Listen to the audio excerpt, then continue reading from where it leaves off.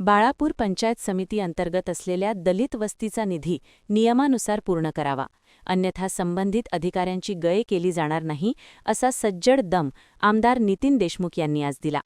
बाळापूर पंचायत समितीच्या वार्षिक आमसभेमध्ये ते बोलत होते. बाळापूर विधानसभा मतदारसंघाचे आमदार नितीन देशमुख यांच्या अध्यक्षतेखाली आज ही वार्षिक आमसभा संपन्न झाली.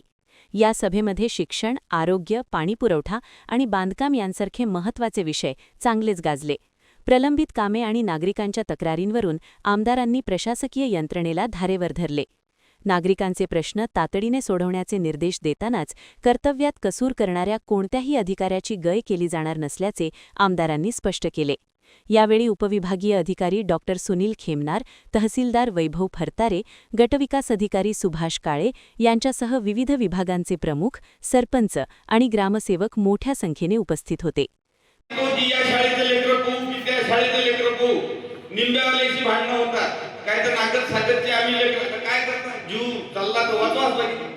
अशी कंडिशन झालेली आहे आणि त्यातल्या त्यात काय झालं की हे कॉन्व्हेंट संस्कृती आहे. या कॉन्व्हेंट संस्कृतीनं तर एवढं बट्ट्याबोळ झालं की तुम्हाला मी सांगतो 9 वाजता आता या साहेबराव पाटलाची गाडी आमच्या गावात आहे. 8 वाजता ते लेकरू निघते, 9:30 वाजता त्याच्या कॉन्व्हेंटमध्ये. तो 12 वाजता सुटलं की 2:30 वाजता ते घरी येते. अजून ते यायलाच होते. तर माझं म्हणणं एकच आहे, तुम्ही या ठिकाणी आमचे सन्माननीय कर्तव्यदक्ष आमदार आहात. तुम्ही विधान भवनामध्ये हा एक प्रश्न आपण मांडावा की बाबा विद्यार्थ्यांची हे जे पळोपळी सुरू आहे, गेले काहीतरी बंधन असावं किलोमीटरचं की बाबा या इतक्या क्षेत्रापासून इतक्या क्षेत्रापर्यंत हे लेकरं गेले नाही पाहिजेत. असं काहीतरी एखादा नियम आमच्या या शिक्षण क्षेत्रासाठी आपण करावा. आणि सर, माझी तुमच्या चरणी विनंती आहे, कारण तुम्हाला सांगतो मासाच्या गोळ्याला आकार देण्याचं काम तुम्ही करा.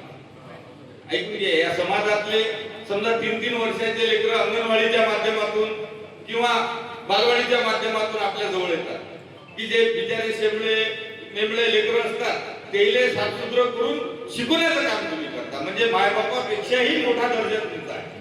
परंतु माझी तुमच्या चरणी एवढीच विनंती आहे की आपले जे पाल्य, आणि असं नाही म्हणा की तुमचे लेकरं जर मोठे असतील अजून त्या मजूर करून आम्ही देतो पत्र. अरे तुम्हाला समजा एक लक्षात ठेवा, दलित वस्तीच्या बाबतीत एक साहेब मला सांगा, तुम्ही दलित वस्तीच्या बाबतीत आपण चुकीच्या पद्धतीने कामकाज चालू राहिलं. आम्हाला वाटत नाही कोणावर कारवाई झाली पाहिजे. तुमचे दलित वस्तीचे जर टेंडर लावले आणि टेंडरवर तुम्ही अतिशक्ती काय टाकल्या, तुमचे कोणतं गाव तुमच्या इकडे नागखेड टाकले. आता अतिशक्ती जर आपण काय टाकल्या पाहिलं तर प्रत्येक ग्रामपंचायत अतिशक्ती टाकल्या. नियमात बसतो राहिले का अतिशक्ती? तुम्ही शासनाचं नुकसान करू राहिले. म्हणजे हे तर तुम्ही खेळच म्हणावा. 12 कोटीच्या कामात जरा दलित वस्तीत खेळ म्हणावाच मारला तुम्ही ग्रामसेवक काय तुम्हाला जिल्ह्याचं उदाहरण आहे, तालुक्याचं नाही. सरपंच बसलेले यांनी आपल्याला ठराव दिला नाही त्याचा. मला एक सांगा, दलित वस्तीच्या बाबतीत तुम्ही अतिशक्ती काय टाकल्या सांगा मला. तुमचं टेंडर लागलं, अतिशक्ती सांगा काय सांगा.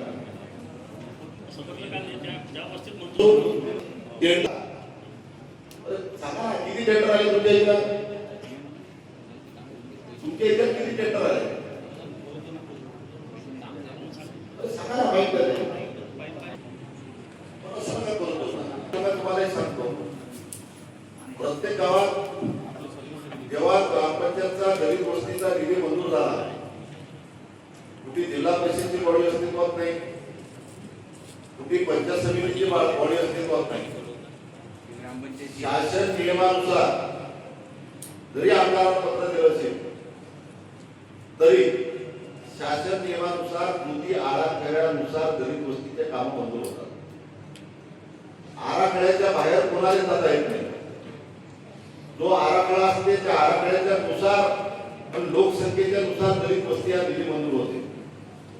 आम्ही जोडून पाहतो, कोणते काम शोध सांगतात, कोणत्या गावात काय करतात, कोणी व्यक्ती सांगते की आम्ही करून आणला, धमका करून आणला, हा काम करील, तो काम करील. अशा अशा वेळेस तुम्ही लोक अडचणी देसाल जर जशी आपली नोकरी महत्वाची असली पाहिजे, काम करत असताना नियमाला धरून आपण काम केलं पाहिजे. तुम्ही त्याच्या शर्ताने टाकतात की जिओ टॅगिंगच्या जागेवर पाणी हवा, कोणा सांगत तुम्हाला जागेची जिओ टॅगिंगची अट काम पाहिजे? चला जिओ टॅगिंगच्या दिवशी ग्रामसोबत दिसणार नाही, संपली अट. पण तुम्ही काय हे जर प्रकरण उचललं तर सगळे ग्रामसोबत ते सांगत तुम्ही कशाला चुकीचं कामं करायचं. आपला उद्देश काही नसताना चुकीचं कशाला? तुम्हाला जर तुमच्या आमदारांना लोकप्रतिनिधी रुपया मागत असेल तर राजकारण सोडतो आम्ही. कोणाला जाहिरातचं आम्ही कधी म्हणत नाही, कधी कशाला म्हणत नाही. तुम्ही लोक कशाला अडचणी दूर आले असं काम करून बरं सांगता असेल की याला मंजूर केला, त्याला मंजूर केला, हा धंदा मांडून टाकला गेला तालुक्यात. प्रत्येक ठिकाणी कोणी सांगते की यानं मंजूर करून आणला, त्यानं मंजूर करून आणला. हे जे पद्धत चालू आहे अशी पद्धत चुकीची करू नका. कृपा करून तुम्हाला सांगू राहिलो, दलित वस्ती हे कृती आराखड्यानुसार मंजूर होते.